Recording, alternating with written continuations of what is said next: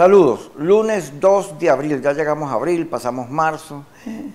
El único que es eternamente vieja es Felipe, que tiene como 1000 años.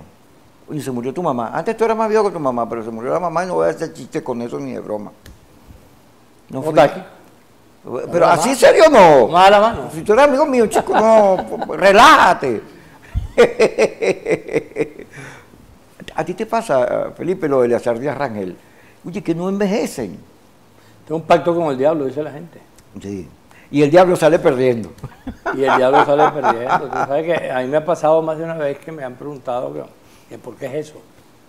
Y yo le he dicho que la clave de todo eso es que tú estés en la disposición permanente de disfrutar la vida.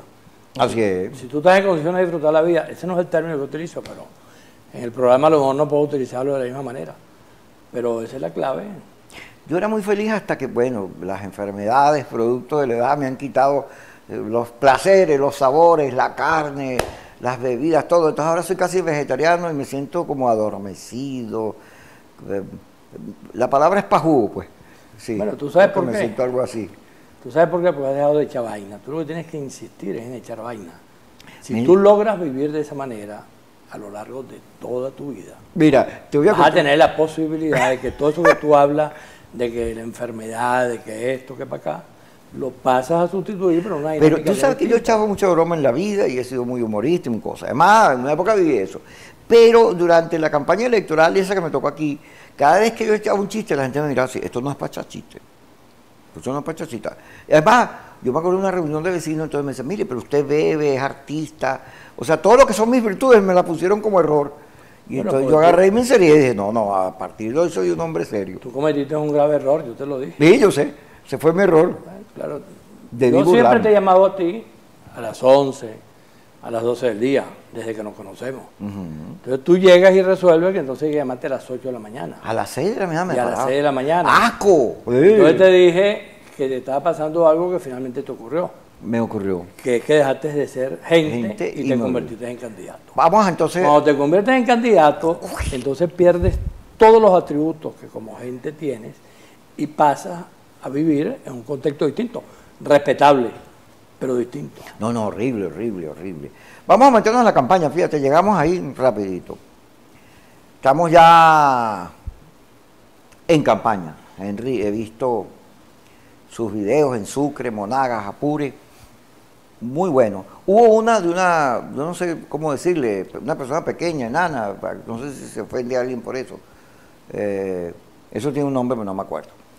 Que en las redes lo volvieron, lo destrozaron, pero a mí me pareció perfecto. Digo, bueno, si Henry logra convertirse en la referencia de los pobres, de la mayoría, de los que menos tienen, esos que son sujetos de burla, que precisamente no votan por los que se burlan de ellos, porque creen que no los respetan, pero si él logra que los sectores que no tienen protección en el país, que la oposición cree que son maduristas y lo que son es pobres, pues creo que tendría la victoria asegurada. Pero hay una tendencia en el comando de Henry, que algunos dicen, intentan superarla, pero es como un demonio que hay por dentro, y terminan discutiendo con la oposición la abstención, la idea de votar una y otra vez, y eso es como un patín que quedas pegado ahí, ¿no? ¿Cómo ves tú la cosa, tú que estás en el comando, en la cosa estratégica? Bueno, tú sabes que está claro que en el país estamos un poco en este esquema. Hace unos meses atrás, el gobierno tenía un plan político electoral, que era dividir a la oposición, cosa que logró, entre participacionistas y abstencionistas. Ese logro del gobierno está todavía en veremos porque puede revertirse. Digamos que en este momento lo logró, pero se puede revertir. Y el gobierno tenía un segundo plan, que era que los participantes, la parte de la oposición que participaba, se dividiera. Esa segunda parte no se le dio. No dio. Estamos en presencia de un solo candidato. Y eso se le ha convertido en un problema muy serio al gobierno porque las cosas pueden evolucionar de una manera tal que lo que fue un primer logro del gobierno, que fue dividirte entre abstencionistas y participacionistas, se desplace abiertamente hacia la participación y entonces el primer logro no lo obtuvo. En el campo de la MUC había otro plan, que era no postular a nadie o postular un candidato que se retirara. La candidatura de Henry Falcón, tanto en el caso del gobierno como en el caso de la MUC, los dejó con los planes por la mitad. Y en este momento está en pleno proceso político lo que puede terminar pasando con eso. Por ejemplo, hay una cantidad de sectores muy grandes de los que están ubicados en la MUC, tanto dirigentes importantes como militantes, simpatizantes, gente de los partidos políticos en las regiones, en todo el país, que dice estar dispuesta a participar. Veremos de qué forma eso evoluciona y de qué manera eso se hace. No es un problema de entrar en contradicción con nadie. Yo, por ejemplo, con los abstencionistas, yo les digo a todos, señores, yo los respeto, considero que su posición es legítima, pero equivocada. Y les digo, bueno, tenemos la posibilidad, en este momento faltan 50, 60 días para que se produzca el acto electoral, de que se reflexione. Y a los que no quieren reflexionar, ahorita, por ejemplo, estábamos conversando con unas señoras allí en el café de enfrente, y ellas decían que ellas eran abstencionistas. Y yo les dije, bueno, vamos a hacer lo siguiente. ¿Usted qué quiere? ¿Que continúe Maduro o que venga Falcón? Ahí se quedaron sin respuesta. Y después les dije, vamos a hacer lo siguiente. Vamos a vernos al día siguiente del acto de votación, a ver qué fue lo que usted hizo. Usted va a amanecer mirando para el techo, sin tener ningún logro desde el punto de vista de su propósito. Porque está claro que en este momento tú revisas el diseño político de lo que era la MUC y de lo que era esa parte de la sociedad venezolana, y ahí no hay nada. Ahí no hay ni dirigentes que asuman la responsabilidad de algo, no hay ninguna actividad. Y el único centro de referencia político que hay en este momento en Venezuela para construir la posibilidad de que Maduro no siga siendo presidente de la República, que es el objetivo principal de la mayoría de los venezolanos, es Henry Falcón. Por la razón que sea, a lo mejor la gente dirá, no me gusta Henry Falcón, o no me gusta lo que fue en el pasado, o no me gusta lo que es en el presente, pero es que ese no es el problema. El problema no es lo que yo pienso de manera particular sobre Falcón. El problema es que está clara la posibilidad de que lo que más urgente tenemos los venezolanos como tarea es poder cambiar el gobierno. Y cambiar el gobierno para que la mayoría de los venezolanos podamos tratar de vivir de Pero los manera abstencionistas dicen que esa elección ya está arreglada, que el CNE, que Falcón no tiene posibilidades de ganarla, que lo que hace es convalidar el fraude. Eso me lo vas a responder cuando regresemos. Vamos al corte, ya estamos con Felipe Mujica, quien está de jefe de la Comisión de Estrategia del Comando de Henry Falcón.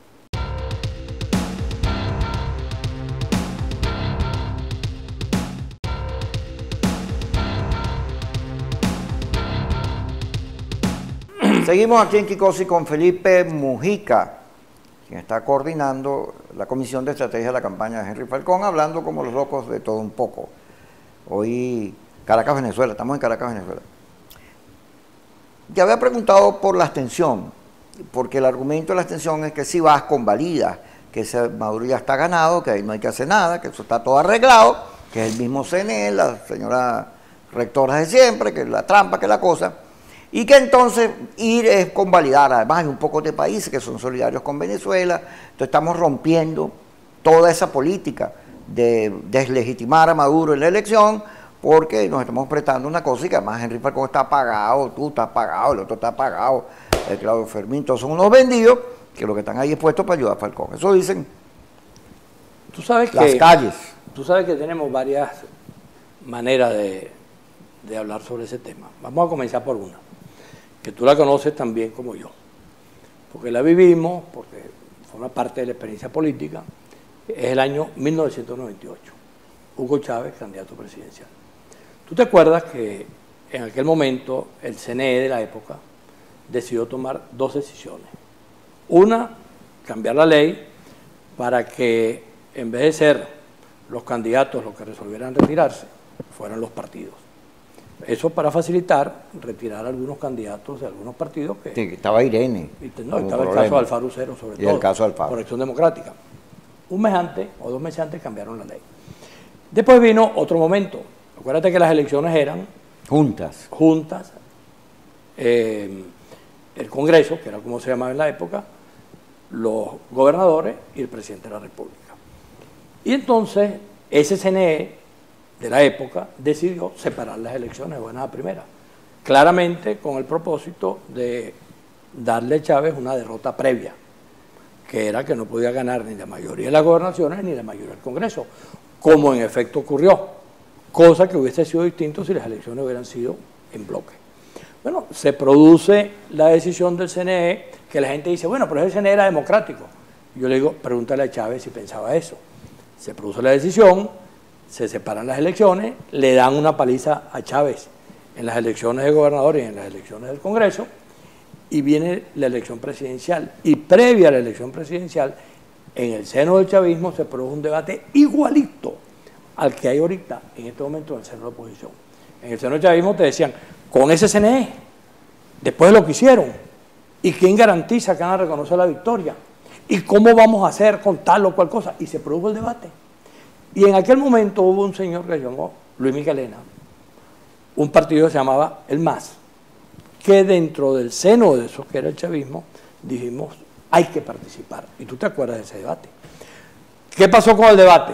Bueno, ese debate sacó a Teodoro, a Pompeyo. Bueno, no, pero ya no, ya era la decisión de si se participaba o no. No estamos hablando de si Chávez es candidato, estamos hablando del momento de la participación. Y se produjo un debate igualito al que en este momento hay en los sectores radicales de la oposición.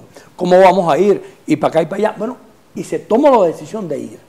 Y contra todos los pronósticos, con la derrota previa de las elecciones de gobernadores y de las elecciones de Congreso, Chávez ganó, lo cual demostró que cuando hay la disposición de participar y cuando la masa participa y cuando hay un volumen de votos significativo, no hay maniobra de ningún organismo electoral capaz de hacerlo.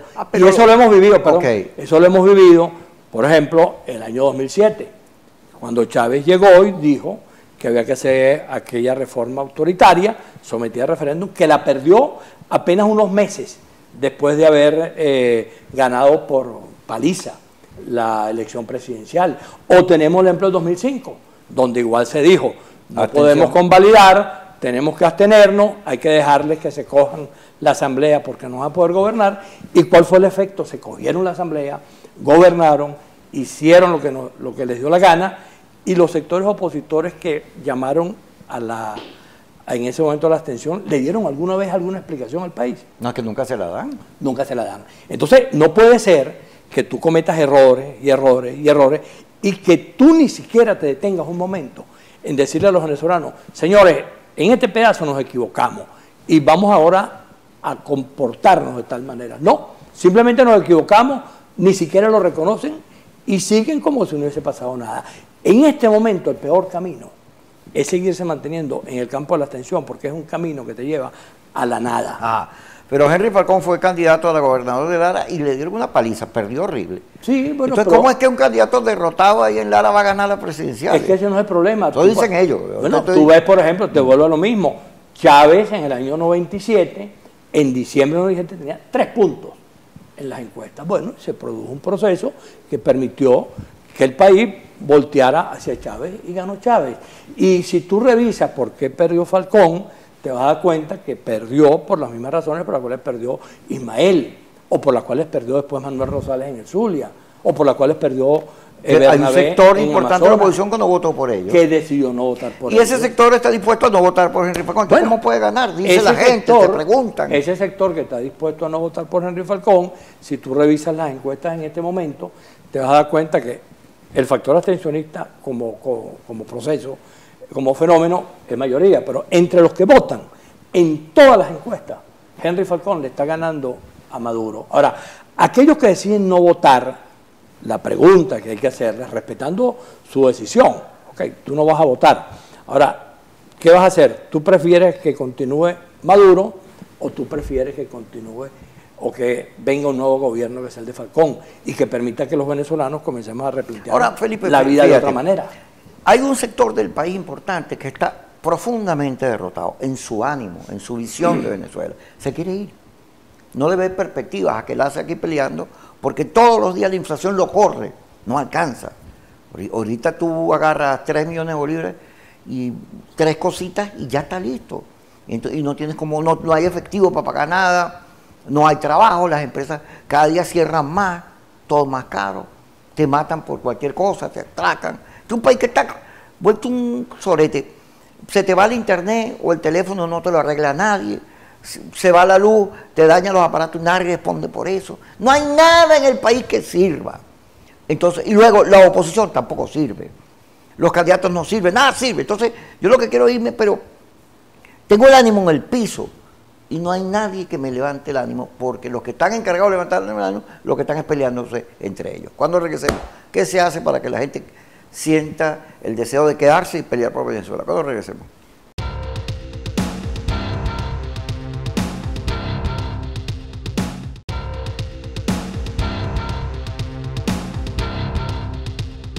Seguimos con Felipe Mujica. Felipe, hay un ánimo en el suelo. Hay una parte del país que se siente derrotado, se quiere ir, no encuentra perspectivas de vida, pero luego no hay nadie que le diga quiere a Venezuela, vamos a salvarla, vamos a emprender, vamos a solucionar. Todo es una crítica horrible donde nada sirve porque nada sirve. Y la oposición, en vez de dar salida, lo que hace es pelearse entre ellas. Y la gente como frustrada, como herida, como dolida.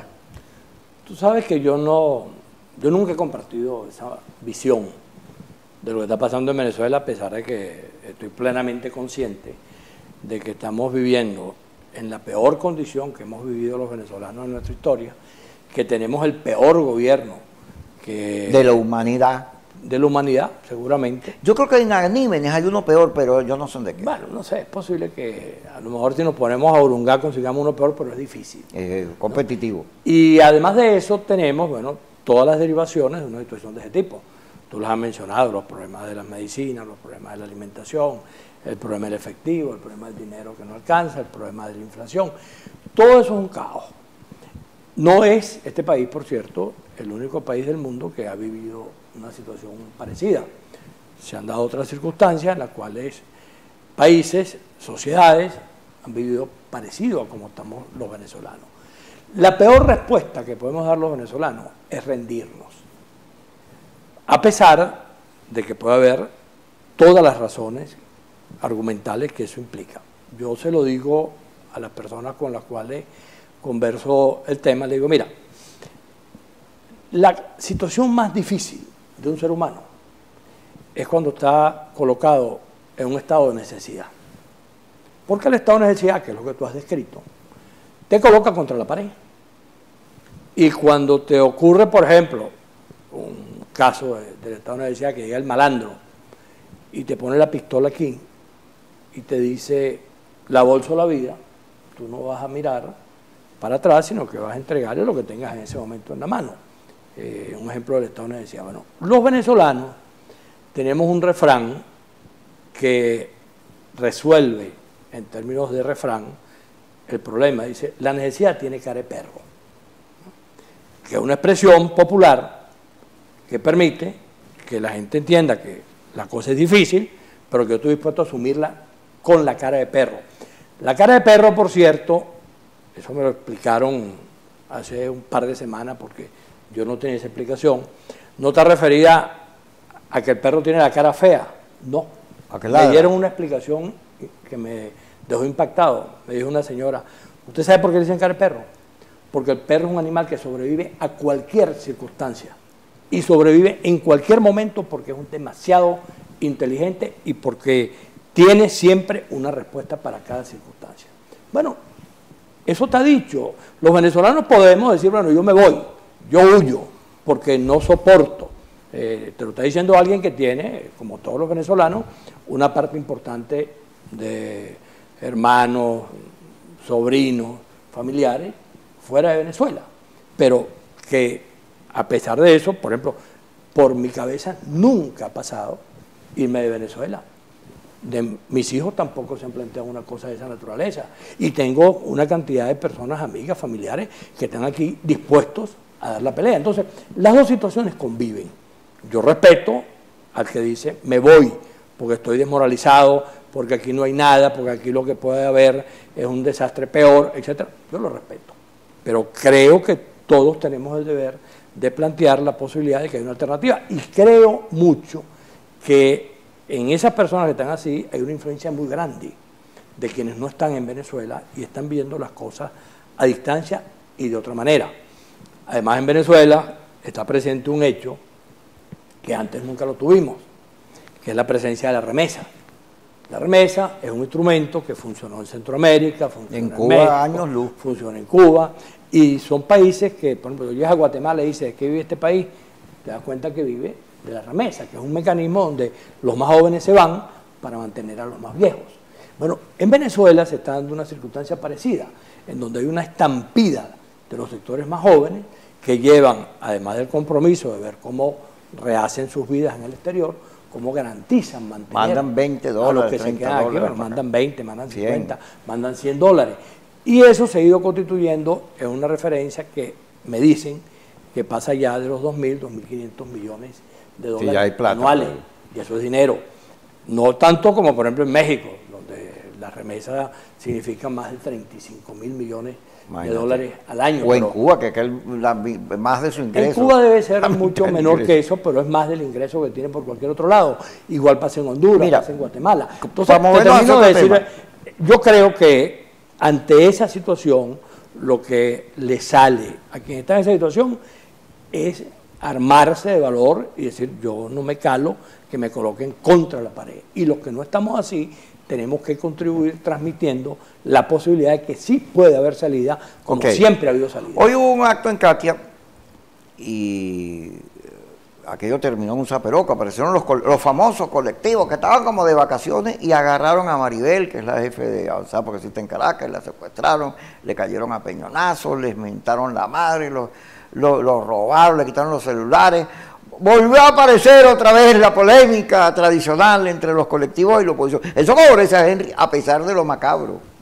Bueno, yo creo que eso claramente cada vez que ocurre es una señal indiscutible de que el gobierno o sectores del gobierno se están sintiendo amenazados e intimidados por lo que está ocurriendo. Seguramente ellos piensan que es que en Katia no se puede meter nadie. Y resulta bueno que Henry Falcón... Nosotros ganamos Katia, los dos Sí, diputados. pero a lo mejor ellos piensan que no es posible que nadie se meta a hacer lo que está haciendo Henry Falcón. Y por eso Entonces, es de ellos. ¿qué es lo que ocurre? Henry Falcón se les está metiendo, utilizando un refrán también, les está latiendo en la cueva. Y los recorridos de Henry Falcón por el interior del país y en Caracas son fundamentalmente los sectores populares. Mira, y eso, por supuesto, genera una reacción violenta de parte del oficial. Aníbal Romero escribió un artículo que por ahí están distribuyendo, en el cual decía que hay que combatir a Falcón porque Falcón es casi que peor que Maduro, porque su intencionalidad es preservar a Maduro, en el sentido de que está puesto allí para disimular, para legitimar, y luego tiene unos intereses electorales que no son los del colectivo de la oposición. Chicos, tú sabes que Aníbal siempre ha tenido la característica de ser un radical en sus opiniones, pero para que tú veas las paradojas de este país, yo no he visto el artículo, pero tú dices que él está allí para fortalecer a Maduro. Cuando tú comienzas a hablar con sectores del chavismo, yo lo hago frecuentemente porque tengo mucha gente amiga que está allí, porque yo he mantenido mi disposición de dialogar y de hablar con quien sea, yo no tengo problemas de esa naturaleza, y me he conseguido, chicos, con un argumento que es al revés del que dice Aníbal. Chavistas, que son chavistas, que me dicen, Felipe, tiene que ganar Falcón para que se pueda preservar el chavismo, porque Maduro va a acabar con el chavismo. Dicho por chavistas, porque tú ves entonces cómo La este lógica país... funciona distinto. Claro, cómo este país opera. Él cree, Aníbal, que opinando, que no está vinculado en este momento a ningún proceso político de manera directa, que las cosas van a ocurrir como él dice. Y resulta que quienes están en el conflicto, quienes están viviendo lo que está pasando, porque el chavismo padece lo mismo que padecemos todos los venezolanos, y el hecho de que tú seas militante del chavismo no quiere decir que no vas a tener los mismos conflictos que tú has enumerado. Igualito. Ahora, ellos por sí mismos han llegado al comentario de decir, tiene que ganar Falcón para que nosotros podamos preservar la memoria del comandante y la memoria del chavismo, porque mira, Maduro en está cualquier acabando país con del eso. mundo, la ministra de las cárceles ya estaría no solo destituida, sino, caramba, muy mal vista. 68 personas murieron allá en Carabobo, quemadas, y no hay ninguna reflexión, ninguna excusa, nada que diga el gobierno que explique lo que pasó allí. Y esa cosa es una barbarie, una cosa horrible, chicos. Aun cuando son presos, son seres humanos que fueron, no solo violados su derecho, perdieron la vida. Es una cosa horrorosa, de una de las peores muertes. Y el gobierno como si nada. Yo creo que está claro que eso es una demostración evidente de la debilidad del gobierno. Se comete una barbaridad como esa, se asesina de la manera que asesinaron a 68 personas, o quizás más, se habla de más de 100. No hay hasta ahora ninguna explicación, pero ¿por qué el gobierno no reacciona?